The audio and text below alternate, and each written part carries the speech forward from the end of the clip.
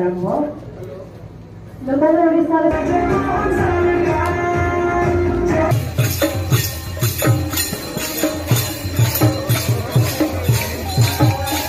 प्रदीप प्रज्वलन पूर्वक आज कार्यक्रम को शुभारंभ कर नूतन सरकार मोहन माझी नेतृत्व में बनी सरकार ओडिशा रे वर्ष एक अनुभूति अनेक ये वार्ता को लेकिन जेहेतु जनसाधारण आमको भोट देइछंती जितेइछंती एवं लोकंकर सेवा करने आमको सरकार रे आनिछंती तेणु आम मानकर दायित्व सरकार को दायित्व दलर दायित्व आमे जहा जहा वर्ष रे कलु से कथा हिसाब नहीं कि लोकों को पाखरे रखिबा। ये सरकार लोकों को समर्पित सरकार ये सरकार रे बहु अनुभूति अच्छी जहाँकि आपण माने मध्य जानुछंती एवं आकु नहीं कि आमे केमती लोकों को पाखरे पहुंचेबू लाइक देखो सरकार मात्र जो दिन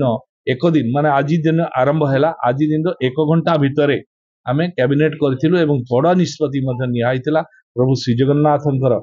चारि द्वारा खुलिबा एवं प्रभु श्री जगन्नाथ कर्पस फंड आकार 500 कोटी टंका निष्पत्ति चाषी भाई मान कथा समस्ते कहूथिले किंतु कहारी आखिर लुह बहु नथिला मोहन माझी सरकार आसीबार